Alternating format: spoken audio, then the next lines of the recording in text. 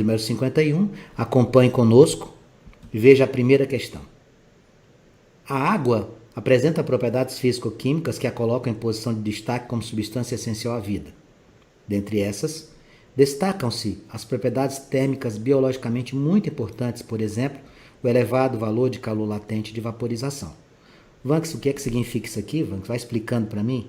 Calor latente de vaporização é a quantidade de calor que você necessita fornecer para a água para ela passar do estado líquido para o estado gasoso. A título de informação, você precisa mandar 540 calorias para cada grama de água para ela passar do líquido para o gasoso. Não é necessário você saber disso neste exercício, aqui é só a título de informação. Esse calor latente refere-se à quantidade de calor que deve ser adicionada a um líquido em seu ponto de ebulição por unidade de massa para convertê-lo em vapor na mesma temperatura, que no caso da água é igual a 540 calorias por grama. Ah, mas isso aqui você acabou de explicar para nós. Exatamente.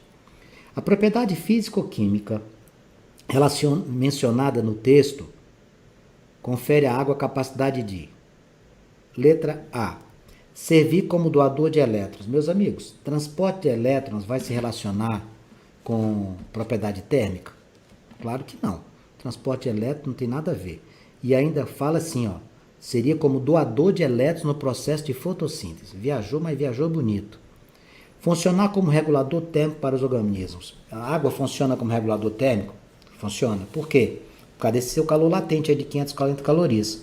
No organismo nosso, a água tem funções vitais, entre elas o papel de manter a temperatura corporal nossa, que varia em torno de 36,5, 37 graus. Regulador térmico para nós, seres humanos, sem dúvida, mas não apenas para nós, seres humanos, os organismos vivos de uma maneira geral. Questão de número 1 na nossa bateria de exercício, letra B. Outra questão aqui do Enem. Você percebe que os textos do Enem são muito longos, né? E as perguntas não são difíceis nesse aspecto. Textos muito longos, o aluno se assusta, muitas vezes não tem paciência de fazer a leitura, mas é necessário a gente fazer a leitura, compreensão e interpretação. Constelação Vulpecula Raposa encontra-se a 63 anos-luz da Terra. Perto ou longe, Vanks? Muito longe.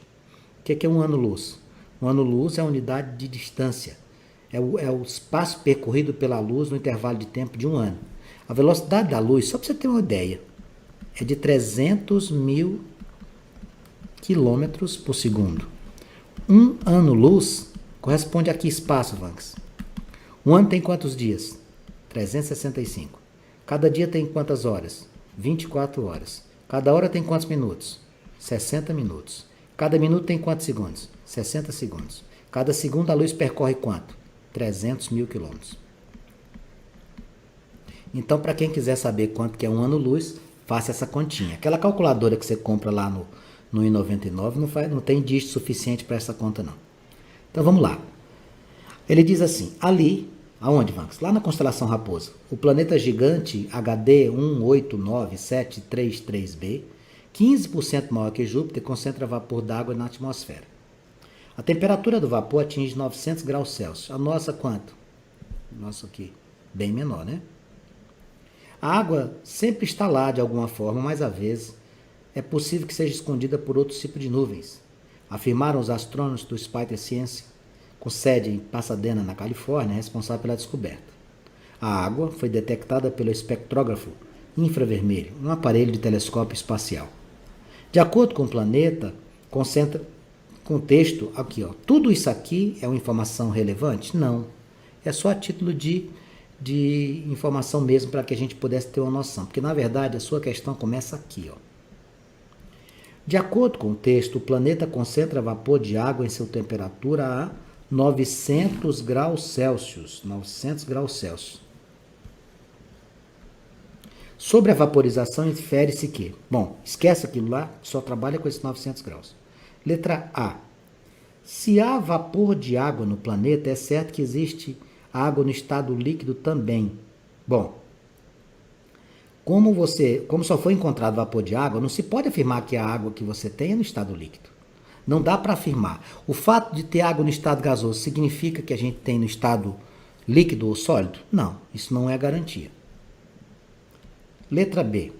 A temperatura de ebulição da água independe da pressão.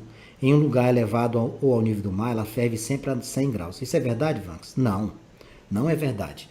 Quando a gente sobe, a pressão diminui. Quando a gente desce, a pressão aumenta. A temperatura de ebulição da água, ela depende da pressão. Por exemplo, quando você aumenta a pressão, o ponto de ebulição aumenta também. Quer um exemplo? Você já cozinhou, vocês meninas e meninos, já deve ter cozinhado ou visto a mãe de vocês cozinhar usando uma panela de pressão. O que é que acontece na panela de pressão? A panela de pressão, você aumenta a pressão, obviamente. A água, ela atinge em média 120 graus Celsius aqui e ainda continua líquida. Por quê? Porque quando eu aumento a pressão, eu levo o ponto de ebulição da água. Então ela não vai se tornar vapor antes da hora. Então, quando você fala em pressão, a ponto de ebulição independe dela? Claro que não. Por exemplo, quem está num lugar muito alto, não vai ferver água a 100 graus. Vamos imaginar que o camarada está lá em cima do Everest. Ponto muito alto, né? Muito alto, altitude elevadíssima. 7, 8 mil metros de altitude. A água vai ferver a 100? Não, menos de 100. Por quê? Porque lá em cima a pressão é menor. Se a pressão é menor, o ponto de ebulição baixa. Então aqui quando ele diz que a água independe da pressão, está errado. Vamos para a letra C da questão de número 2.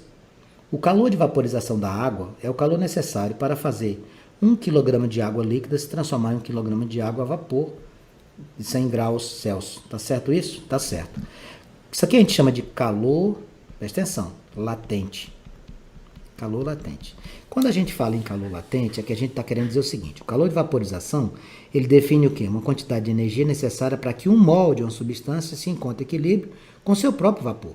Como assim se encontrar em equilíbrio?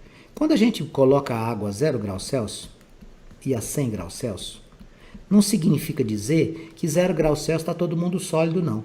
Você começa a resfriar a água no estado líquido. Quando atinge 0, a água se transforma em sólido de um momento para o outro, todo mundo? Não.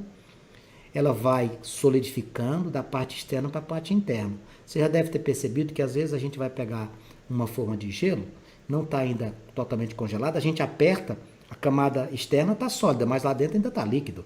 Então você tem a 0 grau, você pode encontrar sólido e líquido, o que a gente chama de quê? De um equilíbrio, né? A 100 graus, quando a água atinge 100 graus, ela já se transforma em vapor? Ela começa a se transformar em vapor.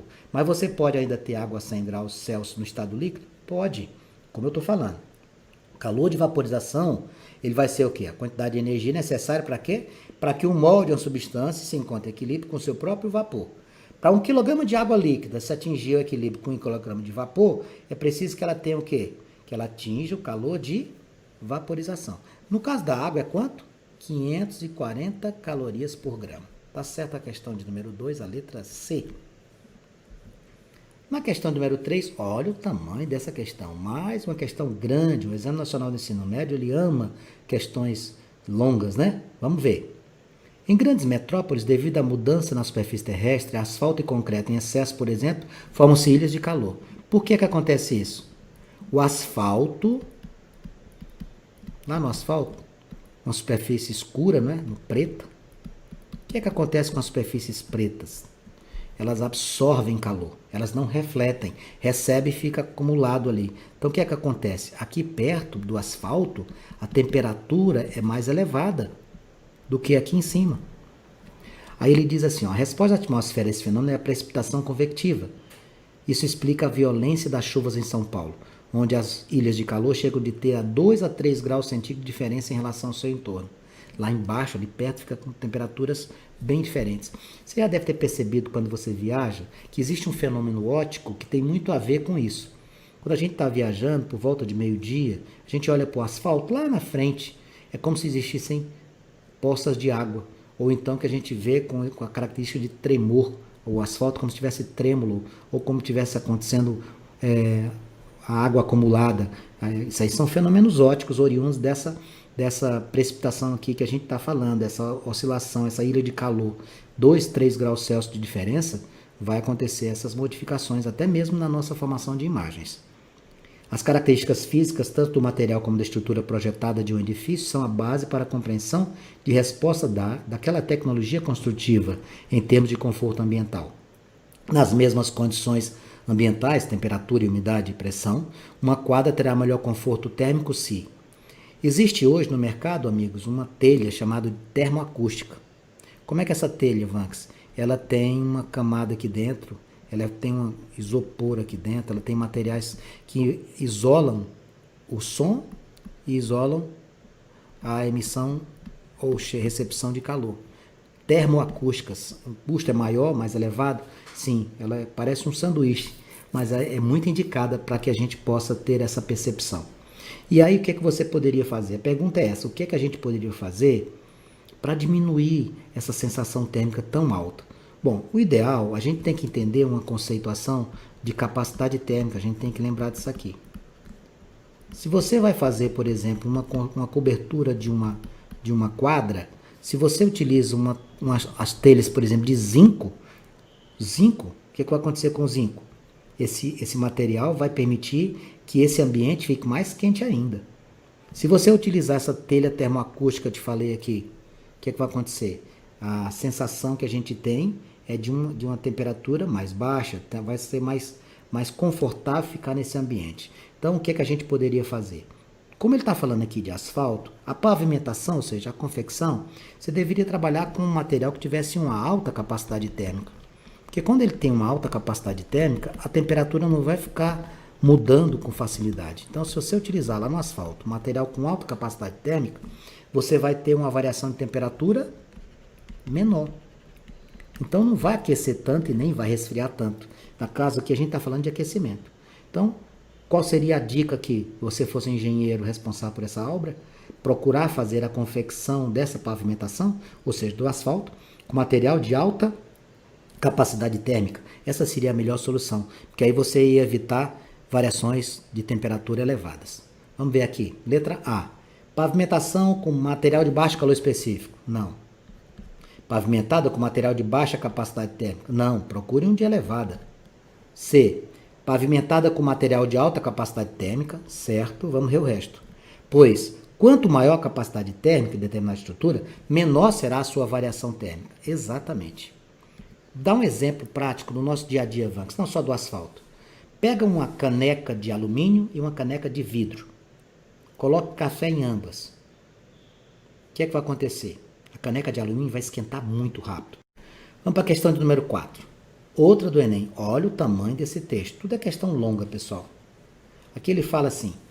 O Sol representa uma fonte limpa e inesgotável de energia para o planeta Terra.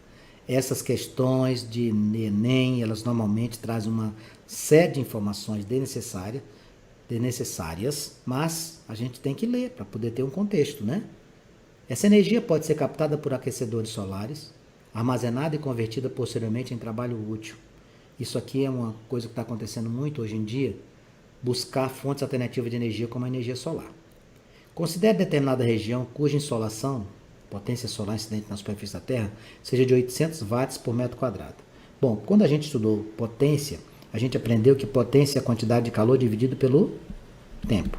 Não esqueça disso, quantidade de calor dividido pelo tempo. Se você tem mais área, você vai ter maior quantidade de energia acumulada, não esqueça disso. Bom, o que a gente vai fazer agora? Vamos continuar. Ele disse que é 800 a potência, não foi? Foi. E o que ele fala mais aí? Nesses coletores solares parabólicos, a luz refletida pela superfície parabólica espelhada é focalizada em um receptor em forma de cano e aquece o óleo conduzido em seu interior a 400 graus Celsius. O calor desse óleo é transferido para a água, vaporizando em uma caldeira. O vapor em em alta pressão, movimenta uma turbina acoplada a um gerador de energia. Considerando que a distância entre a borda inferior e a superior da superfície tenha 6 metros de largura, e que focaliza no receptor os 800 watts por metro quadrado de radiação proveniente do Sol, e que o calor específico da água é 1, e que é igual a 4.200 joules, ou 4,2 kJ, então o comprimento do refletor necessário para elevar a temperatura de 1 metro cúbico de água de 20 para 100 graus em 1 hora será de quanto? Essa questão não é fácil. Por que ela não é fácil? Ela não é fácil porque ela traz uma série de passos a ser resolvido. Tem que ter calma. Primeira coisa, a água aqui ele está querendo levar de quanto? De 20 para 80 graus. De 20 para 100, tá? Vamos lá. E ele te dá 1 hora. Qual é a quantidade de água que ele tem aí? 1 metro cúbico. 1 metro cúbico são 1000 litros de água. 1000 litros de água. 1 quilograma de água corresponde a 1 litro.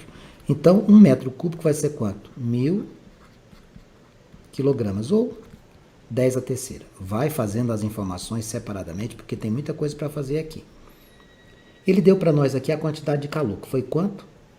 Quantidade de calor aqui, que a variação de temperatura vai ser de quanto? Saiu de 20 para 100, a variação de temperatura vai ser 100 menos 20, 80 graus. Essa aqui é a variação de temperatura. Essa variação de temperatura de 20 para 100, como é que se calcula o calor? Massa vezes calor específico vezes variação de temperatura, que a gente chama de calor sensível. Vamos fazer esse cálculo aqui. Vou puxar aqui para cima, que a gente vai precisar de mais espaço. Quanto que é a massa que você tem aí? A massa que você tem é de 10 a terceira. Quanto que é o calor específico? O calor específico que ele deu para nós é de 4.200 joules. Ou, como é que eu posso escrever 4.200? Escreve 4,2 vezes 10 a terceira. Fica mais fácil para você trabalhar, tá bom? Fica mais fácil para você trabalhar. 4,2 vezes 10 a terceira. Vezes, quanto foi a variação de temperatura? 80. Com isso aqui, eu vou descobrir qual é a quantidade de calor envolvida nesse processo. 4,2 vezes 8, quanto é que vai dar isso aqui? 4,2 vezes 80. 4,2 vezes 80, eu vou encontrar 336. 336. 336. 10 a terceira com 10 a terceira fica 10 a sexta. Pronto, está aí a quantidade de calor. Qual é a potência que ele nos deu? A potência que ele nos deu é de 800 watts por metro quadrado. Ele falou que para cada 800 watts você trabalha com quem? Com 1 metro. 1 metro quadrado. Então é como se eu dissesse aqui, potência dividido por área, 800 watts por metro quadrado. Como é que eu calculo potência mesmo? Potência é quantidade de calor dividido pelo tempo. Potência é quantidade de calor dividido pelo tempo. Qual é a quantidade de calor que você tem aí? Desculpe, qual é a quantidade de energia que você tem? 336 vezes 10 a sexta. O tempo que ele deu para nós foi de 1 hora. Não foi? 1 hora? No texto, ele citou aqui em 1 hora.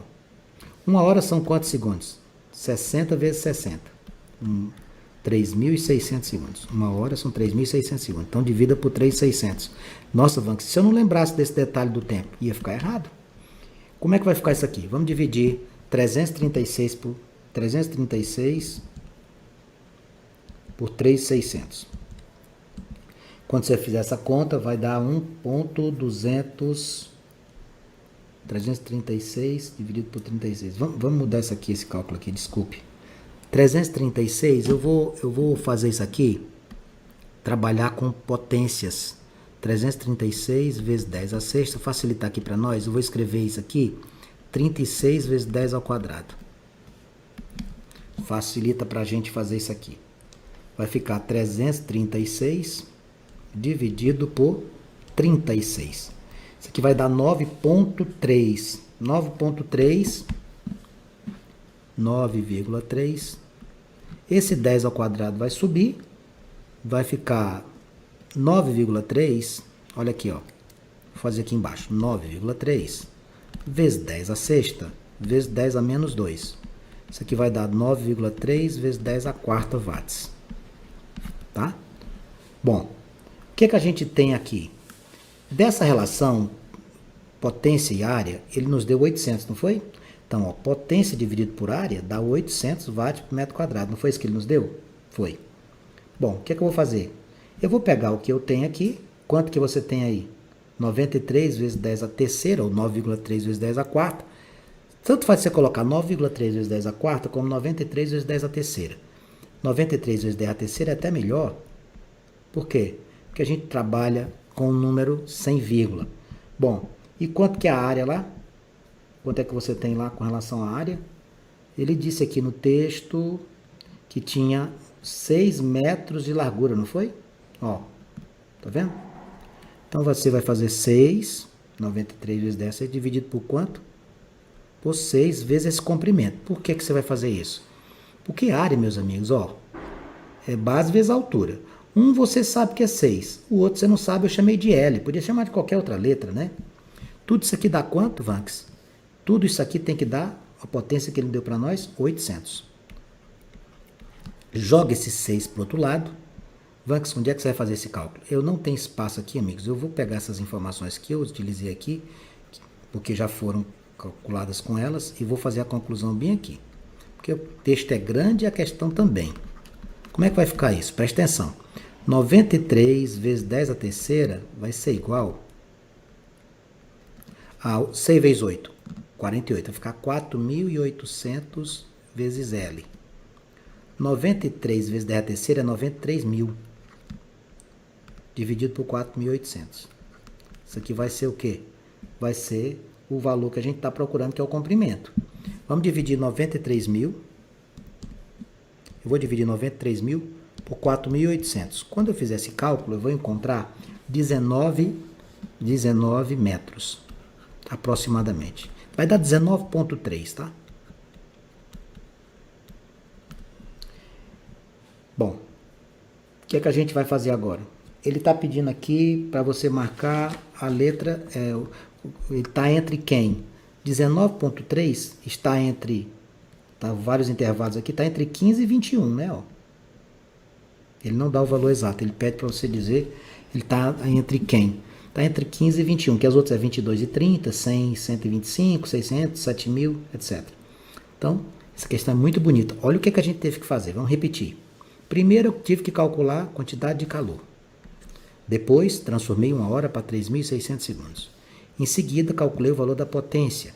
Achei 93 vezes 10 a terceira, ou 9,3 vezes 10 a quarta. Peguei essa potência, que é de 800, potência dividida por área. E a área, eu só tinha da área uma medida, que era 6 metros de altura. Precisava quem? Precisava descobrir o comprimento. Foi isso que ele pediu para você. Então, ficou aqui, ó, 6 vezes L. Está aqui embaixo, a área. Igual a 800. Passei multiplicando, ficou 4.800. O 4.800 passou dividindo. Quando eu dividi 93.000 por 4.800, eu encontrei 19,3. A resposta entre 15 e 21 é a nossa resposta da questão de número 4. Lá na questão de número 5, ele traz para nós a questão da PUC do Paraná, que tem um cubo de gelo de massa 100 gramas e temperatura menos 10. Foi colocado no interior de um micro-ondas. Após 5 minutos, restava apenas vapor de água. Considerando que toda a energia foi totalmente absorvida pela massa de gelo e que o fornecimento de energia foi constante, determine a potência utilizada. Amigos, existem duas formas de calor. Nós vamos lembrar aqui com você. Ó. Nós temos o calor latente e nós temos o calor sensível. Quando a gente aplica uma relação ou conceito de calor latente, a gente está se referindo à quantidade de calor para fazer um material mudar de estado físico. Quando eu falo em calor latente, você muda só a temperatura dele, mas ele não muda de estado físico. Vamos dar um exemplo aqui.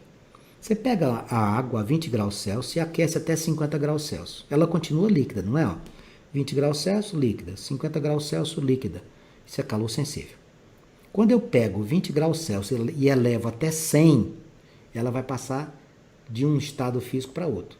Quando a gente muda de estado físico, é calor latente. Então, o que está acontecendo aqui com o cubo de gelo? Ele não começou a menos 10? Se o gelo está a menos 10 graus, você vai ter que levar ele até zero para quê? Para ele começar a derreter, a fusão. Daqui para frente é outra coisa. Então, o que acontece aqui? O que ele está querendo que a gente faça é transformar essa massa de gelo a menos 10 graus e verificar qual é a potência que você vai ter que usar. Potência de quem? Do micro-ondas. Então, a quantidade de calor fornecida é o que você vai ter que calcular. Quem vai ser a quantidade de calor total? Veja o que eu vou fazer aqui. Primeiro, é a quantidade de calor do gelo. Depois, a fusão que ele vai sofrer, porque ele vai passar do sólido para o líquido. Depois, a água líquida, que é o calor da água. E depois, a quantidade de calor do vapor. Então, são 4 cálculos que você tem que fazer. 4 cálculos. Então, vamos lá. Primeiro passo, eu vou fazer passo a passo, porque facilita você visualizar. Primeiro passo que eu vou ter que fazer aqui, aquecer o gelo. Como assim aquecer o gelo? Já vai derreter? Não, porque ele não está a menos 10. De menos 10 até zero, o gelo não muda de estado físico, ele continua sólido. Então é calor sensível. Vou até colocar a letra S e calor L e S, sensível e latente. Você sempre vai alternando, tá? Quando eu aqueço o material, eu passo sempre assim, ó. Sensível, latente, sensível, latente, sensível, latente. Então como é que vai ficar aqui? Como é que é cálculo de calor sensível? Massa, calor específico, variação de temperatura. Essa fórmula aqui é para o calor sensível. Como é que a gente calcula? Qual é a massa desse amigo? Bom, quanto que é a massa dele aqui? Vamos procurar aqui no texto, 100 gramas. Qual é o calor específico do gelo? Do gelo, 0,5. Quanto que é a variação de temperatura de menos 10 até 0? 10. 100 vezes meio, 50. 50 vezes meio, 10, 500. Guarda esses 500 aqui. Guarda esses 500, que vai ter que fazer isso aqui em todos eles. 500 calorias. Guarda essa criança. Segundo passo. O gelo agora já está a 0 grau. O que você vai fazer? Quando o gelo atinge 0 grau, você vai derretê-lo. Então, você vai fundir o gelo. Fundir o gelo é calor latente. Por que é calor latente, Max? Porque ele muda de estado físico. A fórmula do calor latente é massa vezes L, que é o calor latente de fusão ou de ebulição. Que macete, que mala. Aqui. 100 vezes. Quanto é o calor latente? 80. 100 vezes 80. Isso aqui vai dar quanto, Vanks? 8.000. Terceiro passo. Presta atenção à minha saga aqui. O terceiro passo, ele já agora é líquido, não é? O que tu vai fazer agora? Tu vai aquecer a água até 100. Porque ela está a 0. Tu vai aquecer até 100. De 0 a 100 ela continua líquida. Então é calor sensível. Ah, entendi. Tu vai alternando. Sensível, latente. Sensível, latente. Exatamente isso. Você nunca tem dois seguidos do mesmo tipo de calor. A massa continua a mesma, 100. Só que a água líquida, o calor específico dela é de quanto? 1. Você variou quantos graus? De 0 a 100? 100. 100 vezes 100 dá quanto? 10.000. Vai somar essa quantidade de calor daqui a pouquinho. Qual é o quarto e último passo? Olha o que tu fez. Tu aqueceu o gelo de menos 10 até 0. Tu derreteu o gelo. Tu aqueceu a água. O que é que vai fazer agora? Vaporização. Vaporização é mudança de estado físico, não é? É, calor o quê? Latente. Olha aqui, ó. Sensível, latente. Sensível, latente. Qual é a fórmula? M vezes L. Como é que você vai fazer isso aqui? Quanto é a massa? 100. O calor latente de vaporização da água é 540. Quando você fizer essa conta, vai achar quanto? 54.000. Pronto. Com essas 4 operações, eu calculei a quantidade de calor. Vanks não terminou ainda? Claro que não. Eu vou fazer a continuação dessa questão aqui. Eu vou até apagar esse lado, porque o espaço é pequeno. Ó. Não esqueça o que eu estou fazendo. Qual é a quantidade de calor que eu tenho? Vamos somar. Eu tenho 500, eu tenho 8.000, 8.500 com 10, 18.500... com 54, 72.500. Isso aqui é a quantidade de calor que aconteceu para esse pedaço de gelo lá no micro-ondas vaporizar. Bom, cada caloria são quantos joules? Cada caloria, 4,2 joules. Então, eu vou fazer como? 72.500 vezes 4,2. Deixa eu ver aqui quanto que vai dar isso. 72.500 multiplica com 4,2, você vai encontrar 3.045. Vai dar 000 com os dois números que eu tenho lá na frente, 304.500 joule. Bom, o que você vai fazer com isso aqui? Vai fazer o fechamento do exercício. O que é potência? Quantidade de calor dividido pelo tempo. Qual vai ser a minha resposta? 304.500 dividido. Quanto tempo que ele deu aí para nós? Vamos voltar lá no exercício, procurar no texto. Lá em cima, ó, vem comigo. Ó. Quanto tempo funcionou? Vanks, 5 minutos. Cuidado. 5 vezes 60, viu? Você trabalha em segundos. 300 segundos. 304.500 dividido por 300. Quanto é que vai dar isso? Vejamos. 304.500 dividido por 300. Quando eu fizer essa divisão, eu vou encontrar 10.150. Desculpe. Então, olha de novo. Não, 1.015, perdão. 1.015. 1.015 watts. Essa seria a nossa resposta, tá? Tem alternativas aqui? Tem, Vax. A letra C nessa questão. Bom,